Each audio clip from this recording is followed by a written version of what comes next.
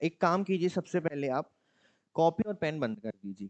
अपना फोकस केवल अभी यहाँ रखो। बजट पढ़ना है, कुछ इंपॉर्टेंट चीज है, ऐसा नहीं है कि आप बिल्कुल हवा में उसको पढ़ लो। क्लियर है?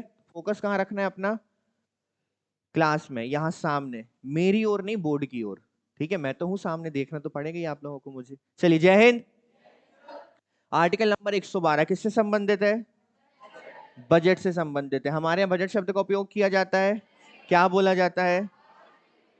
वार्षिक वित्तीय विवरण। तो ये वार्षिक वित्तीय विवरण अर्थात एनुअल फाइनेंशियल स्टेटमेंट बनता कैसे है, इसकी प्रोसेस क्या है, बनाता कौन है, कितने लोगों की मदद लगती है, और इसका क्रियान्वयन या इंप्लीमेंटेशन कैसे किया जाता है, ये हमें आज देखना है। क्लियर है? तो आर्टिकल नंबर 112 बजट से संबंधित है आपका। अब बजट में एक चीज मैं आपको बजट स्टार्ट करने से पहले बता देता हूं कि पहले क्या होता था हमारे यहाँ पर। रेल बजट और जो हमारा सामान्य बजट है या आम बजट, ये एक साथ पेश किए जाते थे। परंतु 1924 में क्या किया गया, 1924 में क्या किया गया,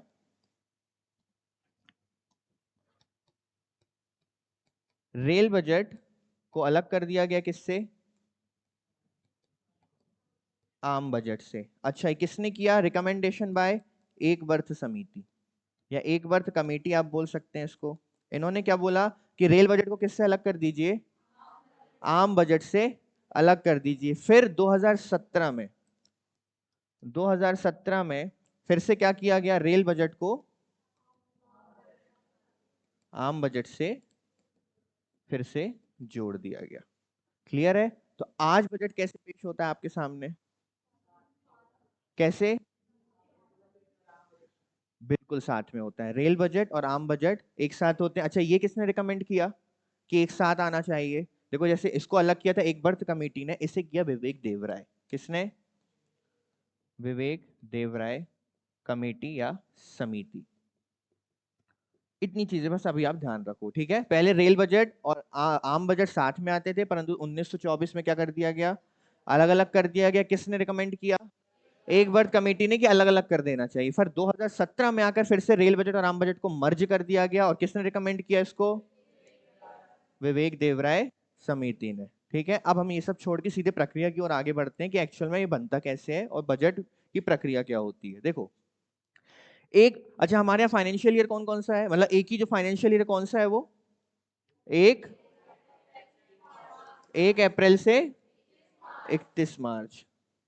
एक बजट में आमतौर पर पैसा कहां से आता है और कहां जाता है, इसका विवरण होता है, जिसे हम बोलते हैं वार्षिक वित्तीय विवरण। हालांकि सरकारी बजट अधिक जटिल और विस्तृत दस्तावेज होता है, बिल्कुल होता है। बजट के जरिए पता चलता है कि सरकार अलग अलग सामाजिक आर्थिक चुनौतियों से निपटने के लिए कैसी योजनाएं बना रही है, साथ ही वित्तीय वर्ष के अंत तक इन योजनाओं से क्या परिणाम हासिल होंगे, यह देखते हुए कि बजट को अनेक उद्देश्यों को पूरा करना है। इसलिए पूरी बजटीय प्रक्रिया काफी कैसी है, लंबी। अब लंबी तो होगी क्योंकि आपको आने वाले वर्ष के लिए पूरा लेखा जोखा बनाना है, कहां से पैसा आएगा और कहां को पैसा जाएगा, किन योजनाओं पे कम खर्च होगा, किन योजनाओं पे ज्यादा खर्च होगा। अच्छा, जिन योजनाओं पर खर्च होगा उनका क्रियान्वयन सही तौर पर होगा या नहीं होगा। और इन सब के अलावा आपको पता है इस परिणाम के बारे में कि कुछ बजट बजट ऐसे होते हैं जिसका आउटकम निकलना इंपॉर्टेंट है ना। आउटकम चाहिए तभी उस बजट का आधार होता है, वरना वो बजट पूरा विफल माना जाएगा। सरकार की बजट संबंधी प्रक्रिया को 4 अलग अलग चरणों में बांटा जाता है। पहला, सूत्रीकरण या प्रिपरेशन करना उस बजट की। दूसरा, कानूनी या संसद में लागू होना चाहिए वो बजट। तीसरा, लागू करना या क्रियान्वयन करना। और चौथा, ऑडिट या समीक्षा करना, अर्थात कानून या विधायी मंजूरी मिलना कि उसमें लिखे हर एक फैक्ट कानून के भीतर है। ठीक है, यहाँ कोई बहुमत या वोटिंग वगैरह नहीं होती है, संसद की स्वीकृति वगैरह का यहाँ पे कोई लेना देना नहीं है। कानूनी मंजूरी और विधायी मंजूरी, लागू करना और उसका क्रियान्वयन करना, और अंतिम में क्या होता है उसका समीक्षा या ऑडिट होती है। अब देखने में तो ये केवल 4 पॉइंट है और आपको समझ में आ गए कि बजट ऐसे बनता है, परंतु ये बहुत जटिल प्रक्रिया है। ठीक है, अब उस प्रक्रिया की ओर हम आगे बढ़ते हैं। देखो, केंद्रीय बजट हर साल 1 फरवरी को पेश होता है। कब? हर साल 1 फरवरी को सुबह एग्जैक्ट 11 AM पर जो आपके वित्त मंत्री होते हैं वो क्या पढ़ना शुरू करते हैं या क्या पेश करते हैं? बजट पेश करते हैं हर 1 फरवरी को। कितने बजे? 11 बजे। लेकिन पेश करने से पहले कई विस्तृत प्रक्रियाओं से गुजरता है, जिसमें बजट तैयार करने से लेकर लागू करने और ऑडिट करने तक उसमें प्रक्रियाएं शामिल हैं। पहले आप क्या करोगे? उसे तैयार करोगे, फिर आप उसकी मंजूरी लेंगे, फिर तीसरा आप उसे लागू करेंगे और अंतिम रूप में वो क्या होगा? ऑडिट होगा। बजट तैयार करने की प्रक्रिया हर साल अगस्त महीने के आखिरी हफ्ते, अगस्त महीने के आखिरी हफ्ते या सितंबर महीने के शुरू के 15 दिन, ठीक है, अगस्त महीने के आखिरी हफ्ते या सितंबर महीने के शुरू के 15 दिनों में शुरू हो जाती है। 1 फरवरी को पेश करना है तो ऐसा नहीं है कि जनवरी 31 जनवरी को बनाना शुरू करेंगे। लंबी प्रोसेस है, हर डिपार्टमेंट से बातचीत होती है, तो इसमें प्रोसेस को थोड़ा पहले शुरू करना पड़ता है। तो कब से शुरू होती है ये? इसके बाद बजट प्रक्रिया शुरू करने के लिए वित्त मंत्रालय के अंतर्गत आर्थिक मामलों के विभाग का बजट डिवीजन अगस्त सितंबर में केंद्र सरकार के सभी मंत्रालयों, विभागों, एजेंसियों, संस्थानों को सालाना बजट सर्कुलर जारी करता है। अब आप इसको समझिए थोड़ा सा, इस शब्दों में मत फंसिए, सिर्फ इतना याद रखिए कि वित्त मंत्रालय के अंतर्गत एक होता है आर्थिक मामलों का विभाग। ये एक सर्कुलर जारी करता है किसको? मंत्रालयों, विभागों, एजेंसियों और संस्थानों को। इस सर्कुलर क्या होता है? इस सर्कुलर देखो, बजट सर्कुलर में मंत्रालयों, विभागों, एजेंसियों के लिए उनके द्वारा तैयार किए जाने वाले बजट अनुमानों का विवरण होता है, जानकारी होती है और विस्तार में दिशा निर्देश होते हैं। आप जब बजट बना रहे हैं तो किस मंत्रालय को कितनी आवश्यकता है, या कौन सा मंत्रालय किस योजनाओं के तहत उस बजट को मांग रहा है, या कहां इंप्लीमेंटेशन चाहता है, कहां परिवर्तन चाहता है, ये कौन बताएगा? क्या केवल वित्त मंत्री को अपने ऑफिस में बैठ के पता है कि रोड मिनिस्ट्री को क्या चाहिए? क्या वित्त मंत्री को केवल अपने ऑफिस में बैठकर पता है कि हमारे एजुकेशन मिनिस्टर को या एजुकेशन मिनिस्ट्री को किस किस चीज की आवश्यकता है? तो हर मिनिस्ट्री क्या करती है? उस बजट के लिए अपने अनुमान किसको भेजती है? वित्त मंत्रालय को भेजती है। ये सर्कुलर जारी कौन करता है हर साल आपका? इसके अंतर्गत आर्थिक विभाग, जो आर्थिक मामलों का विभाग होता है। ठीक है, बजट प्रक्रिया शुरू कब से हो जाती है बनना?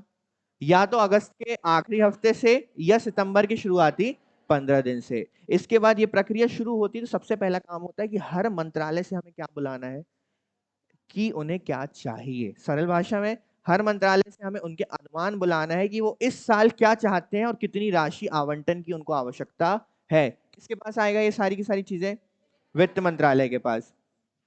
वित्त मंत्रालय के पास आएगा। इसके बाद वित्त मंत्रालय का व्यय विभाग निम्नलिखित के तहत अक्टूबर में अनुमानित खर्च की मांग करता है। कौन? व्यय विभाग। देखो, पिछले वित्त वर्ष का वास्तविक खर्च किसकी मांग कर रहा है? ये अनुमानित खर्च की, एग्जैक्ट नंबर्स की मांग नहीं कर रहा। ठीक है, पिछले वित्त वर्ष का वास्तविक खर्च क्या था ये मांगता है। अभी जो वर्ष चल रहा है उसका वास्तविक बजट अनुमान कितना है वो मांगता है।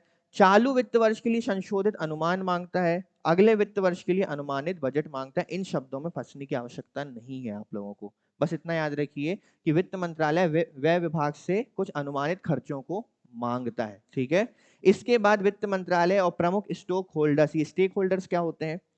व्यय मंत्रालय विभागों जैसे स्वास्थ्य मंत्रालय, शिक्षा मंत्रालय, ग्रामीण विकास मंत्रालय और पंचायती राज आदि के बीच कई राउंड द्विपक्षीय क्या होती हैं? चर्चाएं होती हैं। देखो, हमने सर्कुलर जारी किया, हमने सारी डिमांड्स बुलवा ली, किससे? मिनिस्ट्रीज से। मिनिस्ट्रीज के बाद अब चर्चाएं होती हैं, और चर्चाएं सबसे पहले होती हैं प्रमुख स्टेक होल्डर्स के बीच, जो आपके कहलाते हैं स्वास्थ्य मंत्री, शिक्षा मंत्री, शिक्षा मंत्रालय, ग्रामीण विकास मंत्रालय और पंचायती राज इत्यादि जैसे हमारे जो मंत्रालय हैं, इनमें बहुपक्षीय क्या होती हैं? चर्चाएं होती हैं। अभी प्रोसेस शुरू नहीं हुई है, अभी तक बजट बनना आपका शुरू नहीं हुआ, अभी केवल उसकी एक चरण शुरू हुआ है कि हमें अनुमान क्या रखना है उसका। नवंबर दिसंबर में वित्त मंत्री का, अब देखिए, हमने मंत्रालयों से बुलवा लिया। अब जो वित्त मंत्री हैं वो अर्थशास्त्रियों, किसानों, छोटे उद्योगों, एक्सपर्ट्स, उद्योगपतियों, trade union, social sector expert से चर्चाओं का दौर शुरू करते हैं। अर्थात अब वित्त मंत्री किनसे बातचीत कर रहे हैं? जिन्हें उस सेक्टर का नॉलेज है, या फिर किसान से संबंधित चीजें लाई जाती हैं बजट में, उद्योगों से संबंधित चीजें लाई जाती हैं। आपने सुना होगा निम्न उद्योग पर अब टैक्स कम लगेगा, या किसानों के लिए इस योजना को लाया गया, या किसान का इतना कर्ज अब क्या कर दिया जाएगा? माफ कर दिया जाएगा। तो इस पर या उस सोशल सेक्टर से एक्सपर्ट जो होते हैं उस पर चर्चाएं कौन करता है? वित्त मंत्री करते हैं। अभी बजट बनना शुरू हो गया क्या? अभी भी चर्चा ही चल रही है। इन चर्चाओं का उद्देश्य इनपुट के साथ साथ व्यय पक्ष और टैक्स मुद्दों पर उनकी उम्मीदों और भावनाओं को जानना है। किसकी उम्मीदें और भावनाएं? किसान, ट्रेड यूनियंस, उद्योगों, इन सब की भावनाओं को जानना है कि हम जो टैक्सेस में बदलाव करना चाहते हैं इस बारे में आप क्या सोचते हैं, है ना। कल को ऐसा ना हो ना कि वित्त मंत्रालय ने अपनी तानाशाही में कोई ऐसा नियम लागू कर दिया कि सारे के सारे किस में उतर के आ गए, प्रोटेस्ट में उतर कर आ गए। तो ये चीज नहीं होनी चाहिए ना। बजट से व्यक्ति खुश होना चाहिए, ना कि नाराज होना चाहिए। इसलिए इन एक्सपर्ट्स की क्या ली जाती है? सलाह ली जाती है। अब देखिए, बजट का पहला हिस्सा बजट खर्च को अंतिम रूप देना है। ये आमतौर पर हर साल जनवरी में तय किया जाता है कि एक्चुअल में हमें कितना बजट खर्च रखना है। इसका अंतिम रूप कब दिया जाता है? यानी जो प्रोसेस कब स्टार्ट हुई थी, अगस्त, चर्चाएं हो होकर मिनिस्ट्री से डिमांड्स और अनुमानों को बुलाकर अब जाकर जनवरी में एग्जैक्ट अमाउंट इतना अनुमानित है वो फिक्स किया जाता है कि बजट इतना होगा। ठीक है। कई बार जनवरी में वित्त मंत्री बजट डिवीजन से पहली ब्लू शीट की मांग करता है। अब आप याद रखिए, ब्लू शीट, आपने एक नया शब्द सुना। ब्लू शीट पता है क्या होती है? अब देखिए, ब्लू शीट दरअसल व्यापक आंकड़ों के लिए बनाई गई शीट होती है। मतलब इसमें क्या होते हैं? आंकड़े होते हैं। इसमें कितना खर्च जरूरी है, कितने रेवेन्यू के आने की उम्मीद है और कितना घाटा हो सकता है, इसका क्या होता है? स्वरूप है। अर्थात ब्लू शीट क्या होती है? आंकड़े होते हैं कि कितना खर्च जरूरी है उपयुक्त सेक्टर में, कितना वहां से पैसा आ सकता है और कितना हमें घाटा हो सकता है। ये उस ब्लू शीट में होता है। एक्चुअल में जिस पेपर में होता है उसे क्या बोला जाता है? Blue sheet. और एक चीज, जब भी ब्लू शीट एक नहीं होती है, विभिन्न ब्लू शीट्स होती हैं, और जब भी ब्लू शीट्स पर या किसी एक ब्लू शीट पर चर्चा हो जाती है तो उस ब्लू शीट को नष्ट कर दिया जाता है। बजट, एक चीज याद रखना आप, बजट हमेशा गोपनीय होता है। ऐसा नहीं होता है कि वित्त मंत्री इंस्टाग्राम में लाइव आएंगे और बोलेंगे देखिए मैं किसान के साथ बैठी हूँ और हम लोग टैक्स पे चर्चा कर रहे हैं और हमने फाइनल किया कि हम इस चीज पे 5% टैक्स लगाएंगे। ऐसा होता है क्या कि हर दिन कुछ नया अपडेट डालती है वित्त मंत्री की, आज हम उद्योगपतियों के साथ बैठे हैं और हमने डिसाइड किया कि हम बजट में ये रखने वाले हैं। जिस दिन तक बजट नहीं आता, अर्थात 1 फरवरी तक, तब तक किसी को पता नहीं होता कि बजट में लिखा क्या है। यहां तक कि पूरी की पूरी जो आपकी कैबिनेट है ना, संसद में जो बैठती है, मंत्रालय, उनको भी नहीं पता होता कि उन्हें कितनी राशि आवंटित होने वाली है। ये कुछ चंद लोगों को पता होता है। वो चंद लोग कौन होते हैं वो अभी आपको पता चलेंगे। ये पूरी की पूरी किस प्रकार की व्यवस्था है? गोपनीय व्यवस्था है। तो ब्लू शीट, हर ब्लू शीट पर बजट समूह चर्चा करता है और जिस दिन उस पर चर्चा समाप्त हो जाती है उसे नष्ट कर दिया जाता है। इन शीटों का कोई रिकॉर्ड नहीं रखा जाता है। तो ब्लू शीट होती क्या है ये बताओ? एक आंकड़ों की शीट होती है जिस पर क्या होता है? हाँ, और कितना घाटे का स्वरूप क्या होगा, और ब्लू शीट पर चर्चा के पश्चात उसे क्या कर दिया जाता है? नष्ट कर दिया जाता है। ठीक है। इसके बाद बजट ग्रुप। अब ये शब्द आया ना, बजट ग्रुप, देखो यहां पर, यहां क्या लिखा था? हर ब्लू शीट पर बजट समूह या बजट ग्रुप क्या करता है, और उस ब्लू शीट को क्या कर दिया जाता है? अब ये बजट ग्रुप क्या होता है? ये बजट ग्रुप देखते हैं क्या होता है। बजट ग्रुप की कोर टीम में 5 सदस्य होते हैं। कितने? तो हमें एक नई चीज पता चली है कि बजट ग्रुप होता है बजट बनते समय, जिसमें कितने सदस्य होते हैं? 5 सदस्य होते हैं। इसमें पहले वित्त मंत्री, दूसरा वित्त सचिव, तीसरा राजस्व सचिव, चौथा व्यय सचिव और पांचवा चीफ इकोनॉमिक एडवाइजर। ये 5 सदस्य होते हैं किसमें? बजट ग्रुप में, जो अभी किस पर चर्चा कर रहे थे? ब्लू शीट पर चर्चा कर रहे थे। ये होते हैं आपके 5 मेंबर्स। इसके बाद उनकी मदद के लिए अतिरिक्त सचिव और टैक्स बोर्ड के अध्यक्ष होते हैं, जिसमें आपके केंद्रीय प्रत्यक्ष कर बोर्ड के अध्यक्ष होते हैं, केंद्रीय अप्रत्यक्ष कर बोर्ड के अध्यक्ष होते हैं और सीमा शुल्क बोर्ड के अध्यक्ष होते हैं। ये किस लिए होते हैं? अतिरिक्त मदद के लिए, अतिरिक्त मदद के लिए। यह ग्रुप उन टैक्स बदलावों पर चर्चा करता है जो अभी किए जाने हैं। किसमें किए जाने हैं? बजट में किए जाने हैं। वित्त मंत्री जब व्यापक संख्या पर निर्णय ले लेते हैं तो इसके बाद अब परामर्श शुरू होगा, चर्चाएं शुरू होंगी। ये सारी चर्चाएं हो गई। देखो हम प्रोसेस में पहुंचे थे, तब वित्त मंत्रालय ने क्या मंगवाया था? एक सर्कुलर जारी किया था जिसमें सारी मिनिस्ट्रीज ने अपने क्या भेजे थे? अनुमान भेजे थे। उसके बाद चर्चाएं हुई, द्विपक्षीय चर्चाएं हुई, मतलब बहुपक्षीय चर्चाएं हुई। उसके बाद क्या हुआ? बहुपक्षीय चर्चाओं के बाद ब्लू शीट पर चर्चाएं हुई। ब्लू शीट पर एक ग्रुप ने किया, उस ग्रुप को क्या बोला गया? बजट ग्रुप बोला गया। बजट ग्रुप में कितने मेंबर्स? 5 मेंबर्स थे आपके, उनकी मदद के लिए कुछ अन्य बोर्ड के क्या थे, अध्यक्ष थे। ये किस पर, टैक्स बदलावों पर चर्चा करते हैं जो बदलाव किए जाने हैं। वित्त मंत्री जब व्यापक संख्या पर निर्णय ले लेते हैं, उसके बाद पहले दौर के परामर्श के लिए ये कहां पहुंचता है, प्रधानमंत्री के पास। ये ग्रुप बैठ चुका है, इन्होंने कुछ निर्णय लिए हैं फाइनल कि अब ये चीजें की जाएंगी, ये अनुमान रखा गया और इतनी जो आपका फंड है अलॉट किया जाएगा। तब ये सारी चीज अब किसके पास पहुंचेगी, मतलब पूरा होमवर्क करने के बाद वो होमवर्क अब किसके पास जा रहा है, प्रधानमंत्री के पास। इन पर प्रधानमंत्री कुछ व्यापक सुझाव दे सकते हैं जिन्हें दूसरे और अधिक विस्तार से चर्चा किए जाने वाले दौर से पहले शामिल किया जाता है। पहले दौर की चर्चा किसके पास पहुंची, प्रधानमंत्री के पास। प्रधानमंत्री ने इसमें कुछ बदलाव के क्या दिए, सुझाव दिए। और जब ये आपका जो होमवर्क है, जब ये दूसरी दौर की चर्चा के लिए पहुंचेगा, उससे पहले आपको उसमें वो परिवर्तन करने पड़ेंगे जो सुझाव किसने दिए हैं, प्रधानमंत्री देना चाहते हैं या दिए हैं। ठीक है। साथ ही नई योजनाओं पर भी काफी सावधानी पूर्वक क्या किया जाता है, विचार और चर्चाएं की जाती हैं। अभी बजट बनना शुरू नहीं हुआ है, अभी भी बजट बनना आपका शुरू नहीं हुआ है। मैं बताऊंगा बजट बनना कब शुरू होगा। तीसरे दौर की चर्चा टैक्स और उसके प्रस्तावों पर होती है, और उसके बाद जरूरत पड़ने पर असल भाषण पर अंतिम दौर की चर्चा की जाती है। तो इसमें समझना आप, जो पहले दौर की चर्चा थी आपकी, ये फाइनली किसके पास पहुंचता है, प्रधानमंत्री के पास। प्रधानमंत्री उस पर क्या दे सकते हैं, सुझाव। जो दूसरे दौर की चर्चा होती है, जिसमें योजनाओं के क्रियान्वयन पर, यहां आपने देखा होगा क्या लिखा था ये, साथ ही नई योजनाओं और काफी को सावधानी पूर्वक क्या किया जाता है, चर्चाएं की जाती हैं। परंतु इन पर चर्चा करने से पहले यहां पर किसे शामिल करना होता है, यहां दूसरे दौर की चर्चा से पहले किसे शामिल करना होता है, जो सुझाव दिए थे किसने, प्रधानमंत्री ने। तीसरे दौर की चर्चा में क्या होता है, तीसरे दौर की चर्चा में क्या होता है, तीसरे दौर की चर्चा टैक्स और उसके प्रस्तावों पर होती है, और उसके बाद जरूरत पड़ने पर असल भाषण पर अंतिम दौर की चर्चा की जाती है। तो तीसरी दौर की चर्चा किससे संबंधित है, टैक्स और उसमें किए जाने वाले बदलावों से संबंधित है। ये सभी चर्चाएं हर साल जनवरी के पहले 15 दिनों के अंदर ही हो जाती हैं। भारत का केंद्रीय बजट असाधारण गोपनीयता के साथ तैयार किया जाता है। ये बजट वित्त मंत्रालय की इमारत में तैयार किया जाता है। कहां पर, वित्त मंत्रालय की इमारत में तैयार होता है, और इसके लिए अधिक सुरक्षा व्यवस्था की जाती है। वित्त मंत्रालय की इमारत में प्रवेश होने वाली हर एंट्री को पास की जरूरत होती है।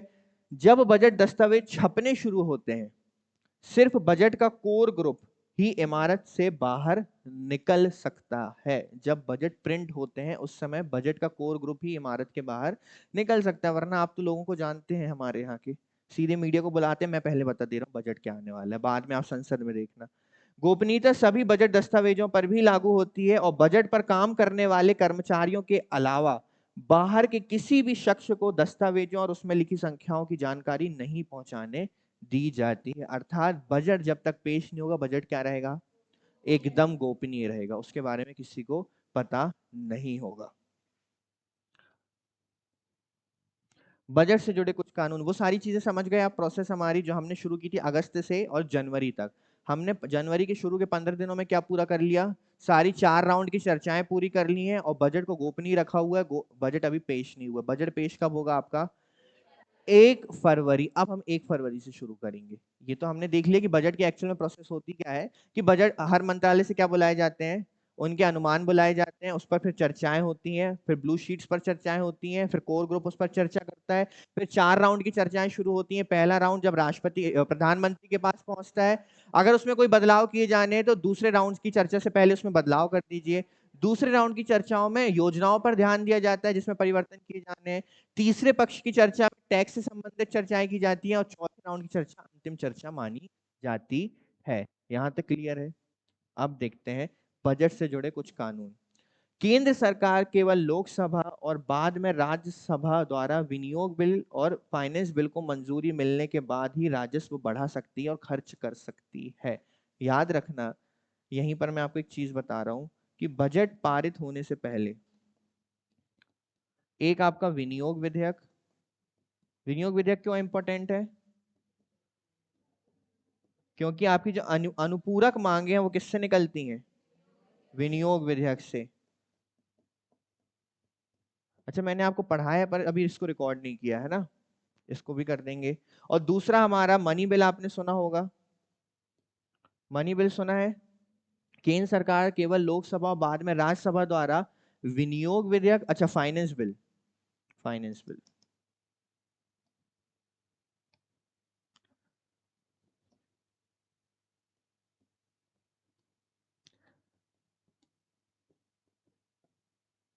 इन्हें मंजूरी मिलने के बाद ही क्या हो सकता है आपका बिल, आपका बजट क्या हो सकता है? पारित हो सकता है। क्यों? मुझे एक वजह बताइए कि बजट पास होने से पहले ये विनियोग विधेयक या फाइनेंस बिल का पारित होना क्यों जरूरी है? सिर्फ इतना बताओ, क्या इंपॉर्टेंस रखते हैं ये? क्यों जरूरी है? क्यों इनके बिना बजट पारित क्यों नहीं हो सकता? हाँ, बजट में हमेशा आपने देखा होगा कि हमें अतिरिक्त मांगों की आवश्यकता पड़ती है जो आने वाली योजनाओं में मदद करेगी, या हम उन मांगों की बात कर रहे हैं जो एकदम शून्य से शुरू की जा रही हैं परंतु अनुमानित है, परंतु उनकी आवश्यकता पड़ेगी, फंड्स की जरूरत पड़ती है। तो क्या बिना संसद की स्वीकृति के फंड्स निकाले जा सकते हैं? तो आप क्या हवाबाजी में बजट को ऐलान कर दोगे जब आपके पास संसद ने स्वीकृति नहीं की है वो फंड्स? आप कोई भी फंड अगर यूज कर रहे हो बजट में, तो वो फंड की स्वीकृति कहां से मिलना जरूरी है? संसद से। तभी तो उन फंड्स को आप कहां उपयोग कर पाओगे? उन कार्यों में, उन योजनाओं में यूज कर पाओगे। इसीलिए बजट पारित होने से पहले विनियोग विधेयक और फाइनेंस बिल को लागू करवाना आवश्यक होता है। ये अभी डिटेल में स्लाइड्स में है, आगे देखते हैं हम। अब हम बात करते हैं सीधे संसद में बजट का पेश होना। बजट पेश करने की शुरुआत किससे होती है? वित्त मंत्री के भाषण के साथ। अब क्या आ चुका है, डेट क्या आ चुकी है आपकी? 1 फरवरी। अब बजट पेश किया जा रहा है आपके सदन में।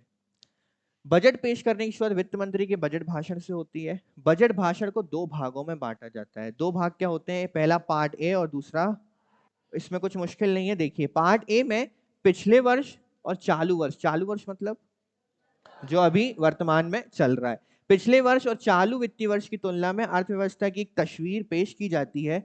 यह अगले वित्तीय वर्ष के लिए अलग अलग खर्च के बजट अनुमान को भी पेश करता है। मतलब कि पिछले वर्ष अर्थव्यवस्था में क्या परिवर्तन हुए, चालू वर्ष में हमारे बजट की वजह से क्या परिवर्तन हुए, ये कौन बताते हैं? हमारे वित्त मंत्री बताते हैं। किसमें? पार्ट ए में। पार्ट बी में वो आगामी वित्त वर्ष के लिए टैक्स का प्रस्ताव पेश करते हैं कि आने वाले वित्त वर्ष में अब टैक्स का स्वरूप क्या रहने वाला है। इस स्वरूप को बताते हैं पार्ट बी में। मतलब पार्ट ए में उन्होंने क्या बताया कि पिछला वर्ष और अभी जो चालू वर्ष चल रहा है इसमें अर्थव्यवस्था में क्या परिवर्तन हुए, या फिर आपने देखा कि अर्थव्यवस्था की एक तस्वीर वो क्या करते हैं, पेश करते हैं कि वर्तमान में स्थिति क्या बनी हुई है। और पार्ट बी में कि आगामी बजट में जो टैक्स में बदलाव करने वाले हैं, परिवर्तन करने वाले हैं, उसकी चर्चा करते हैं। लोकसभा में वित्त मंत्री के भाषण के आखिर में बजट दस्तावेज संसद सदस्यों के लिए ऑनलाइन और हार्ड कॉपी दोनों ही उपलब्ध कराए जाते हैं। इसके साथ ही वित्त मंत्रालय के नामित वेब पोर्टल पर भी इसे अपलोड किया जाता है। राज्यसभा में वित्त राज्य मंत्री बजट दस्तावेजों को रखते हैं। राज्यसभा में कौन रखता है बजट को? वित्त राज्य मंत्री रखते हैं।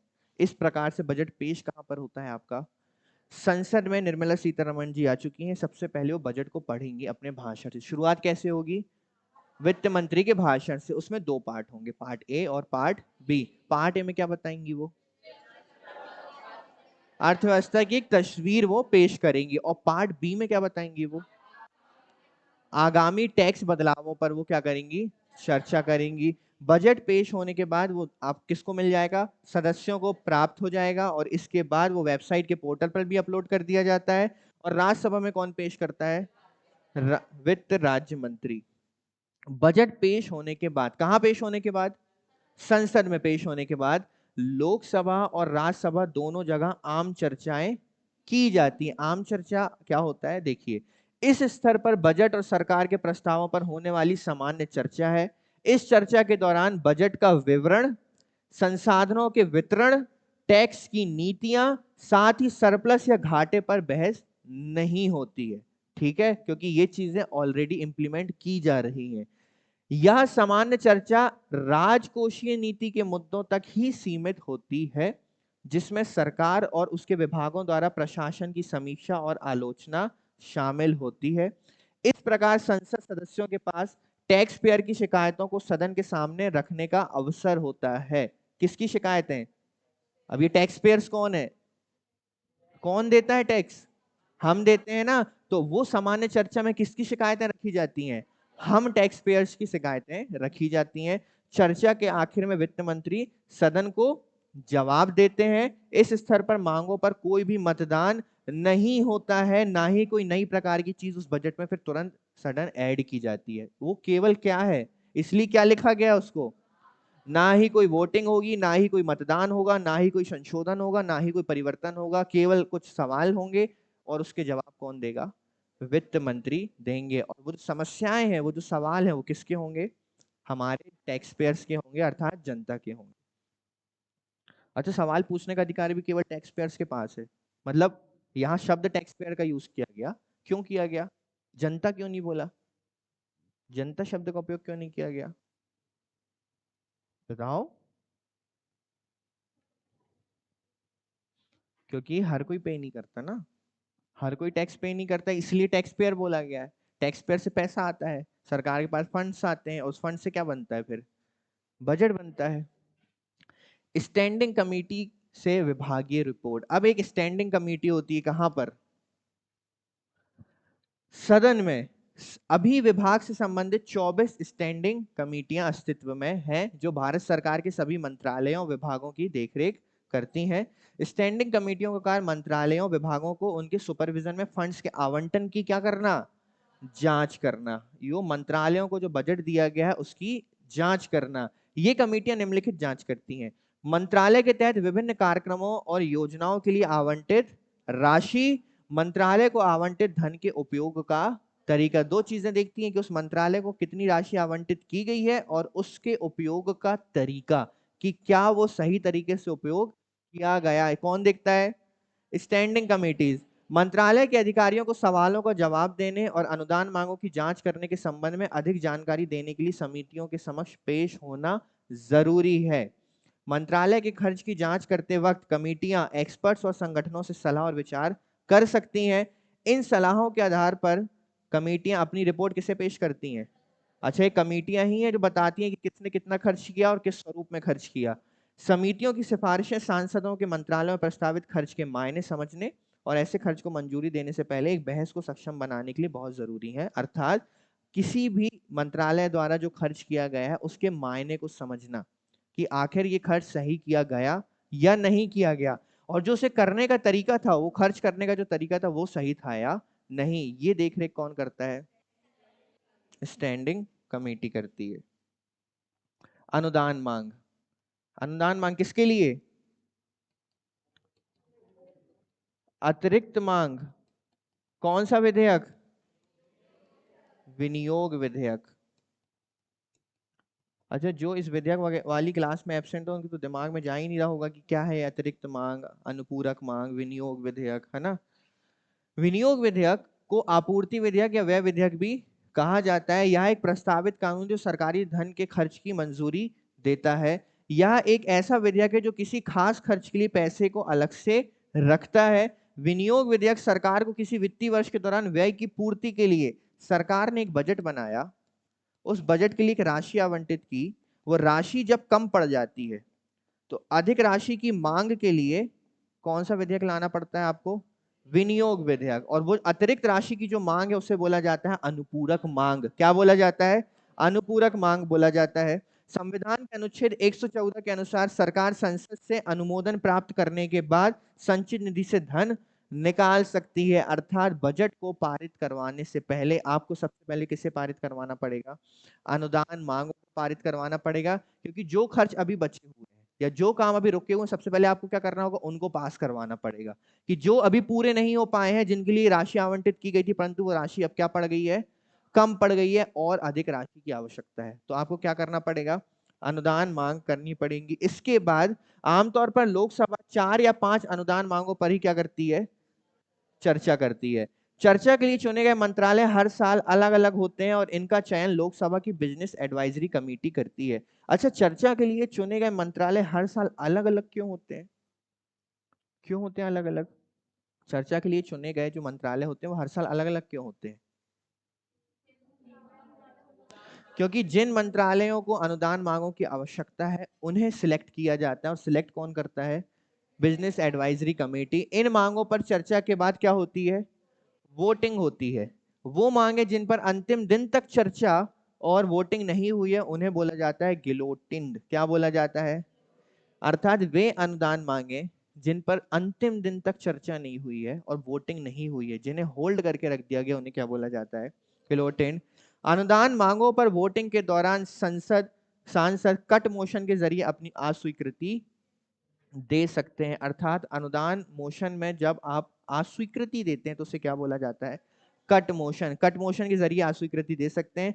अगर कोई कट मोशन या कटौती प्रस्ताव पारित होता है तो यह सरकार में विश्वास की कमी का संकेत है और मंत्रिमंडल के इस्तीफा देने की उम्मीद है। देखो एक चीज बताओ, अगर सरकार जो है वो संसद में, तभी तो सरकार है जब वो किस में है? बहुमत में है। अब जब इसे अनुदान मांग की आवश्यकता है और इसमें जब की गई वोटिंग, और ये वोटिंग में इन्हें प्राप्त होती है हार, तो ये किसकी हार है? इस बहुमत की हार है। ये जब इस बहुमत की हार है, इसका मतलब सरकार गिरने नहीं वाली है। सरकार को क्या माना जाता है? कि इस्तीफा दे देना चाहिए, क्योंकि ये अपना विश्वास खो चुके हैं, है ना? क्योंकि विश्वास की कमी के ये संकेत माने जाते हैं। ऐसा नहीं कि अनुदान मांग पारित नहीं हुई तो उसी दिन सरकार आपकी चली गई, ऐसा नहीं होता। इसके बाद आता है आपका मनी बिल, विनियोग विधेयक का पारित होना। अनुदान मांगों के पारित होने के बाद उन्हें विनियोग विधेयक में शामिल किया जाता है। यह विधेयक सरकार को भारत की संचित निधि से धन खर्च करने का क्या देते हैं? कानूनी अधिकार। भारत की संचित निधि से, देखो आप इस प्रोसेस में कंफ्यूज हो रहे होंगे पर थोड़ा सा समझना कि एक होती है अतिरिक्त मांग, इसी को हम क्या कहते हैं? अनुपूरक मांग। अनुपूरक मांग में होता यह है कि जब भी सरकार ने किसी चीज के लिए फंड एक अलॉट किया था परंतु वो उस फंड में काम पूरा नहीं हो पाया, उससे अब और फंड्स की क्या है? आवश्यकता है, तो वो उस फंड्स को मांगने के लिए, अतिरिक्त लिखा हुआ है ना, अतिरिक्त मतलब और पैसा, तो अतिरिक्त पैसा चाहने के लिए वो एक विधेयक लाते हैं। उस विधेयक को बोलते हैं विनियोग विधेयक। विनियोग विधेयक। विनियोग विधेयक पारित होने के बाद ही मतलब आपकी क्या एक्सेप्ट कर ली गई है? अतिरिक्त मांगे। अब ये जो जब विधेयक पारित कर लिए तो आपको फंड्स मिलेंगे, तो फंड्स कहां से मिलेंगे आपको? संचित निधि से। और संचित निधि से पैसा निकालने से पहले आपको कौन सा विधेयक? विनियोग विधेयक पारित होना जरूरी है, तभी आप संचित निधि से क्या निकाल सकते हैं? पैसे निकाल सकते हैं। इस फंड में सरकार की सभी कमाई और उधार, संसद द्वारा पारित राशि और संचित निधि पर प्रभारित खर्च को पूरा करने के लिए जरूरी राशि के लिए संसद में से मतदान करने की जरूरत नहीं है। देखो जो आपके अनुदान मांग होती है या विनियोग विधेयक होते हैं, इसमें किसी भी प्रकार के मतदान की आवश्यकता नहीं होती। मतदान मतलब सिंपल ये समझो आप कि कुछ भी करने से पहले वोटिंग करने की आवश्यकता नहीं है। अच्छा, वोटिंग करने की आवश्यकता क्यों नहीं है इसमें? इसलिए नहीं है क्योंकि राष्ट्रपति के वेतन और भत्ते और उससे संबंधित खर्च संसद डिसाइड कर सकती है, वोटिंग करने की जरूरत नहीं है। राज्यसभा के अध्यक्ष और लोकसभा के अध्यक्ष और उपाध्यक्ष के वेतन और भत्तों में परिवर्तन या किसी प्रकार का चेंज, भारत सरकार में लोन, सुप्रीम कोर्ट के न्यायाधीशों की सैलरी और पेंशन, भारत के नियंत्रक महालेखा परीक्षक की सैलरी, वेतन और भत्ते, इसमें कोई भी चीज करनी है तो वोटिंग करने की आवश्यकता नहीं है। अच्छा, ये सारे के सारे जो चीजें हैं आपकी किस पर भारित है? ये किस पर भारित है? ये संचित निधि पर भारित है। तो फिलहाल के लिए आप संचित निधि, विनियोग विधेयक, अनुपूरक मांगों को दिमाग से निकाल दो। बस इतना याद रखो कि बजट पारित होने के लिए मनी बिल का, विनियोग विधेयक का या अनुपूरक मांग का पहले लागू होना क्या है? आवश्यक है। क्योंकि ये चीजें मैंने अभी रिकॉर्ड नहीं की है तो मैं आपको डिटेल में पढ़ाऊंगा कि एक्चुअल में अनुपूरक मांग होता क्या है। ठीक है, अतिरिक्त मांग क्या होती है, विनियोग विधेयक क्या होता है, आपका अनुदान मांग क्या होती है, ये सारी चीजें मैं अभी पढ़ाऊंगा आप लोगों को। फिलहाल आप बस इतना समझिए कि बजट पारित होने से पहले या बजट को लागू करने से पहले इन्हें लागू करना क्या है? आवश्यक है। इस बिल को बजट के साथ पेश किया जाता है, किसे? फाइनेंस बिल को। और इसमें आगामी वित्त वर्ष के लिए सरकार के आर्थिक प्रस्ताव शामिल होते हैं। फाइनेंस बिल को आमतौर पर क्या बोला जाता है? धन विधेयक के रूप में जाना जाता है। संविधान के मुताबिक फाइनेंस बिल वो होता है जिसमें केवल टैक्स से संबंधित सरकार द्वारा लिए जाने वाले उधार या भारत की संचित निधि से धन संबंधी प्रावधान शामिल होते हैं। ये आपके फाइनेंस कहलाते हैं, फाइनेंस बिल कहलाता है। एक फाइनेंस बिल को केवल लोकसभा के अनुमोदन की जरूरत होती है, राज्यसभा की स्वीकृति की आवश्यकता इसको नहीं होती है। राज्यसभा स्वीकृत करेगी तो भी ठीक, राज्यसभा स्वीकृत ना करेगी तो भी ठीक। संविधान में कहा गया है कि कानूनी अथॉरिटी के अलावा कोई टैक्स नहीं लगाया जाएगा, ठीक है, और ना ही जमा किया जाएगा। एक फाइनेंस बिल संसद के निचले सदन के पटल पर रखा जाता है। निचला सदन कौन सा होता है? लोकसभा। बिल के पारित होने पर एक एक्ट बन जाता है जो सरकार को टैक्सेशन या बजट में शामिल प्रावधानों के जरिए जरूरी पैसा जमा करने के लिए ताकत देता है। जब फाइनेंस बिल लागू हो जाएगा ना, अर्थात सरकार अब क्या जमा कर सकती है? टैक्स। परंतु टैक्स किसके भीतर होना चाहिए? कानून के भीतर होना चाहिए, कानून के भीतर। बहुत बोरिंग टॉपिक है ना बजट, मानता हूं बहुत बोरिंग है, पर जब इसकी लास्ट स्लाइड आएगी टाइमलाइन, तब आपको क्लियर होगा कि एक्चुअल में बजट बनता कैसे है, क्योंकि उसमें एकदम सरल प्रोसेस बताई गई है। ये डिटेल केवल पढ़ने के लिए आप लोगों की, इसको आप अपने शॉर्ट नोट्स में बनाएंगे, पूरा मत लिख लेना। यह बिल नए टैक्स लगाने के लिए सरकार के ये वही हो गया क्या? सेम नहीं, यह मौजूदा टैक्स स्ट्रक्चर में हुए बदलाव को भी शामिल करता है। यह संसद द्वारा तय की गई अवधि के अलग मौजूदा टैक्स स्ट्रक्चर को बने रहने के लिए संकेत देता है। विनियोग विधेयक और फाइनेंस बिल पारित होने पर बजट को क्या कहा जा सकता है? पारित कहा जा सकता है। विनियोग विधेयक मतलब अनुदान मांगे आपकी एक्सेप्ट कर दी गई है, ठीक है, तो वो अनुदान मांगों में कंफ्यूज मत हो, केवल ये याद रखो कि विनियोग विधेयक और फाइनेंस बिल के लागू होने पर ही बजट को क्या माना जाता है? पारित माना जाता है। लोकसभा द्वारा बजट पारित होने के बाद यह राज्यसभा में जाता है। राज्यसभा को बजट में संशोधन या अस्वीकार करने की ताकत हासिल नहीं है। राज्यसभा 14 दिनों की अवधि के अंदर ही केवल लोकसभा के लिए सिफारिश कर सकती है। लोकसभा राज्यसभा की सिफारिश को स्वीकार या अस्वीकार दोनों ही कर सकती है। जब दोनों सदनों में बजट पारित हो जाता है तो यह राष्ट्रपति के पास सहमति के लिए जाता है। इसके बाद इसे अंतिम माना जाता है और भारत के राजपत्र में प्रकाशित किया जाता है। तो राज्यसभा आपके बजट को रोक नहीं सकती। बजट का अब क्या होगा? कार्यान्वयन होगा। जब सारी मांगे, आपकी विनियोग विधेयक पारित हो चुका है, आपका फाइनेंस बिल पारित हो चुका है, तो क्या माना जाता है? क्या पारित हो चुका है? फिर आपका बजट। ये बजट फिर जाएगा आपका राष्ट्रपति के हस्ताक्षर के लिए, और इसे कहां पेश किया जाएगा? राजपत्र में, और राजपत्र के बाद ही क्या हो जाएगा? पारित या लागू हो जाएगा। बजट कार्यान्वयन की जिम्मेदारी किसकी होती है? अच्छा, ऐसा होता है क्या बजट लाने के बाद बोल देते हैं अब लोग समझे अपना अपना, लोगों की जिम्मेदारी है बजट को फॉलो करवाना? नहीं ना। बजट के कार्यान्वयन के 3 पहलू होते हैं। अलग अलग प्रशासनिक मंत्रालयों और विभागों को अनुदान का क्या करना? बंटवारा। अनुदान मतलब फंड्स। रेवेन्यू का जमा करना, और जमा हुए रेवेन्यू की क्या करना? कस्टडी करना, देखरेख करना। किसकी? 3 चीजें हैं। पहला, फंड्स अलॉट करना। कार्यान्वयन कर रहे हैं ना आप किसका? तो पहले आपने क्या किया? फंड्स को। फिर आपने रेवेन्यू को क्या किया? और अब जो जमा हुआ रेवेन्यू, आपको उसको क्या करना है? कस्टडी में रखना है, उसकी देखरेख करना है, ठीक है, ये कार्यान्वयन है। अनुदान का बंटवारा। वित्त मंत्रालय अपने दायरे में आने वाले अलग अलग कंट्रोलिंग ऑफिसर को स्वीकृत धनराशि का बंटवारा करता है। एक कंट्रोलिंग ऑफिसर के 2 कर्तव्य होते हैं।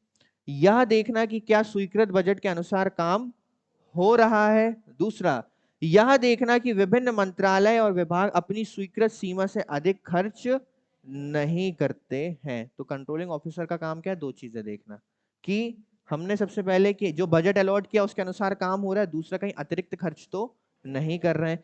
इस प्रकार दोनों तरफ से सभी सार्वजनिक खर्च पर क्या रखा जाता है? पहला, प्रशासनिक डिस्ट्रीब्यूशन पर ध्यान दिया जाता है, और दूसरा उसके भुगतान पर भी ध्यान दिया जाता है कि भुगतान सही हो रहा है या नहीं। इंडियन पॉलिटी के सबसे बोरिंग टॉपिक्स में से एक है बजट आपका, ठीक है। प्रेसिडेंट पढ़ के तो बहुत अच्छा लगा होगा आप लोगों को, प्रेसिडेंट, मंत्रिपरिषद, पर आपको ये चीजें पता होनी चाहिए, है ना। इससे ज्यादा सरल भाषा में बजट पेश नहीं हो सकता आपके सामने। फिर तो आप निर्मला सीतारमण जी के ऑफिस जाइए, फिर तो आप भाग जाओगे वहां से जब उनको बोलते सुनोगे कि बजट के बारे में। इसमें 2 प्रकार की प्रक्रियाएं शामिल है रेवेन्यू के कलेक्शन में। पहला, रेवेन्यू का आकलन, और दूसरा रेवेन्यू का जमा होना। केंद्रीय प्रत्यक्ष कर बोर्ड, केंद्रीय प्रत्यक्ष कर और सीमा शुल्क बोर्ड और जीएसटी प्रशासनिक रेवेन्यू संग्रह विवाद निर्णय का मूल्यांकन और असेसमेंट का काम करते हैं। ये क्या करते हैं, रेवेन्यू को जमा करते हैं और उसके असेसमेंट का काम करते हैं। इस प्रकार रेवेन्यू का आकलन करने और जमा करने की प्रशासनिक जिम्मेदारी इन्हीं बोर्ड्स के पास होती है। अप्रत्यक्ष कर बोर्ड, जीएसटी निकाय, ये सभी क्या करते हैं, आपके उन चीजों का रेवेन्यू का कलेक्शन करते हैं। जमा धन की उचित कस्टडी, अभी हमने कस्टडी के बारे में सुना था। 3 काम होते हैं क्रियान्वयन के। पहला काम बंटवारा, या किसका बंटवारा, अनुदानों का। दूसरा रेवेन्यू का कलेक्शन। और तीसरा विधायिका के पास अधिकार केवल विनियोगों को मंजूरी देने तक ही सीमित नहीं है, इसके बजाय जिन उद्देश्यों के लिए विनियोगों को मंजूरी मिली है वो उस तय सीमा के तहत इस्तेमाल भी किए जा सकते हैं। भारत में संसद निम्नलिखित संस्थानों के जरिए सार्वजनिक खर्च पर नियंत्रण रखती है। संसद और विधानसभा द्वारा सीधा नियंत्रण खर्च पर कौन रखता है, संसद या विधानसभा। अच्छा, ये सीधा नियंत्रण कैसे रखते हैं, क्योंकि संचित निधि किसके बिना स्वीकृति के नहीं निकल सकती। दूसरा, संसदीय या विधायी समितियों द्वारा। अब यहां देखना, पहली होती है प्राक्कलन समिति, दूसरी और तीसरी। ये 3 समितियां मैं आपको अलग से पढ़ाऊंगा, क्योंकि ये इंपॉर्टेंट समितियां हैं, संसदीय समितियां हैं। और ये समितियों का काम क्या है, ये जमा धन की क्या करना, देख रेख करना, और इसके अलावा भी कुछ काम ये करती हैं। और इन सब के बाद आते हैं आपके, इन सब के प्रमुख यानी सबसे बड़े हमारे महालेखा परीक्षक, किन्हें बोला जाता है, सीएजी। ये सभी क्या करते हैं, उस जो फंड्स का कलेक्शन हुआ उस फंड्स की देखरेख, कस्टडी और उस पर किए जाने वाली चीजों, सार्वजनिक खर्च पर नियंत्रण देखते हैं ये। इसके बाद वही चीज आ गई सेम, ऑडिट। ऑडिट कौन करता है, ऑडिट मतलब समझते हो। अच्छा, ऑडिट होता क्या है, ऑडिट क्या होता है,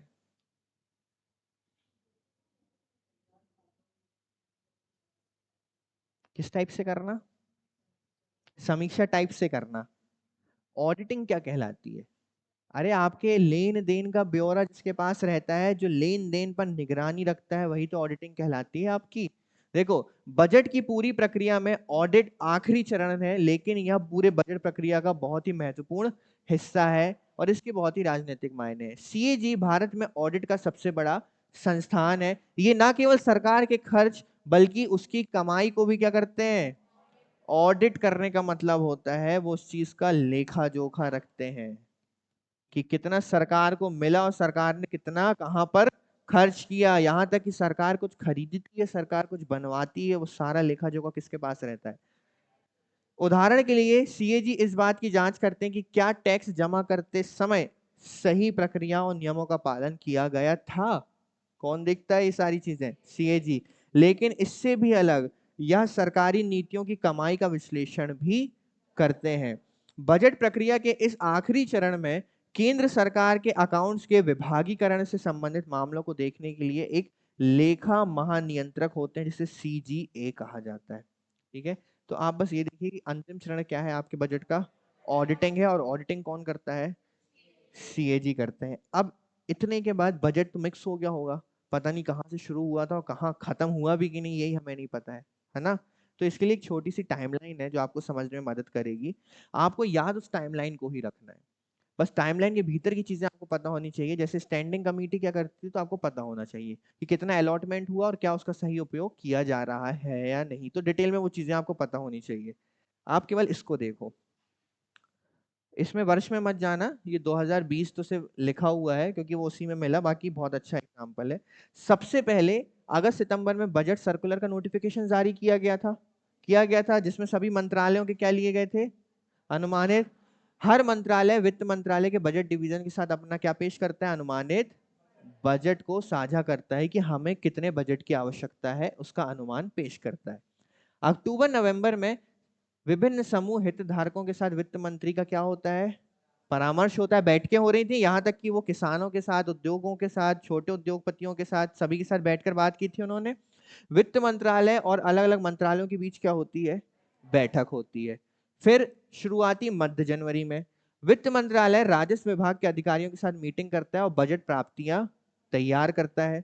मध्य के अंत जनवरी में अस्थायी बजट को मंत्रिपरिषद से मंजूरी मिलती है और बजट दस्तावेजों की छपाई शुरू होती है।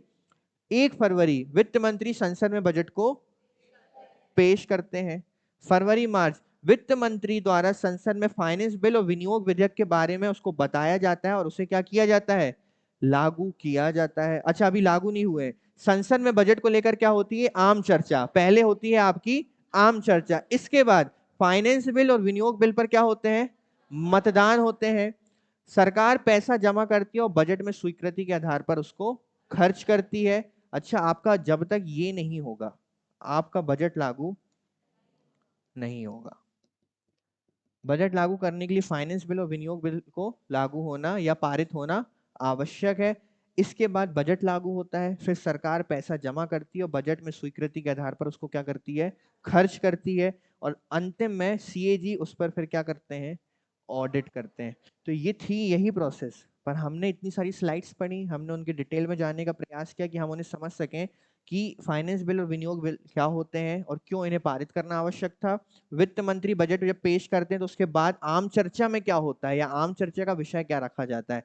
अच्छा, आम चर्चा में किसी भी प्रकार का मतदान होता है क्या, वोटिंग होती है क्या, नहीं होती है। क्या राज्यसभा इस बिल को नहीं, बजट को रोक सकती है, कितने भी दिनों के भीतर, 14 दिनों के भीतर। क्या माना जाता है उसे, ये किस प्रकार की व्यवस्था, गोपनीय व्यवस्था है। और इसमें आपको केवल जो उस बोर्ड के मेंबर्स हैं वही कहा जा सकते हैं, वित्त मंत्रालय की इमारत में प्रवेश कर सकते हैं जब आपके बजट की पेशकश या बजट की तैयारियां की जा रही है। बजट को पेश कौन करता है संसद में, वित्त मंत्री। कब करती हैं, बजट बनने की प्रक्रिया किस माह से शुरू हो जाती है, अगस्त के लास्ट या फिर सितंबर के शुरुआती 15 दिनों में वो शुरू हो जाता है। ठीक है, इसमें बहुत ज्यादा फंसना मत, कंफ्यूज मत होना, केवल एक बार रीड कर लेना। आपको पता होना चाहिए बजट बनता कैसे है। पढ़ना हमें केवल इसकी डिटेल में नहीं जाना, हमें पढ़ना यह है कि 112 में क्या लिखा था, 112 होता क्या है, विनियोग बिल विनियोग विधेयक क्या होता है, अनुपूरक मांगे क्या होती है, ये चीज मैं आपको डिटेल में अब पढ़ाऊंगा। क्लियर है। इसके अलावा हमने देखा था कि इस खर्च की देखरेख के लिए कुछ समितियां थी संसद की, प्राक्कलन समिति, लोक लेखा समिति। तो ये समितियां मैं सेपरेटली आपको अलग से पढ़ाने वाला हूँ। क्लियर है। तो बजट, मुझे पता है एक बार में शायद आप लोगों को तुरंत वो चीज समझ में ना आए क्योंकि इतनी सरल चीज है नहीं बजट। तो केवल इसका रिवीजन कीजिए, एक बार तो कम से कम रिवीजन कीजिए, फिर आपको एटलीस्ट उसकी स्टोरी लाइन क्लियर हो जाएगी। क्लियर है अच्छे से। चलिए, जय हिंद।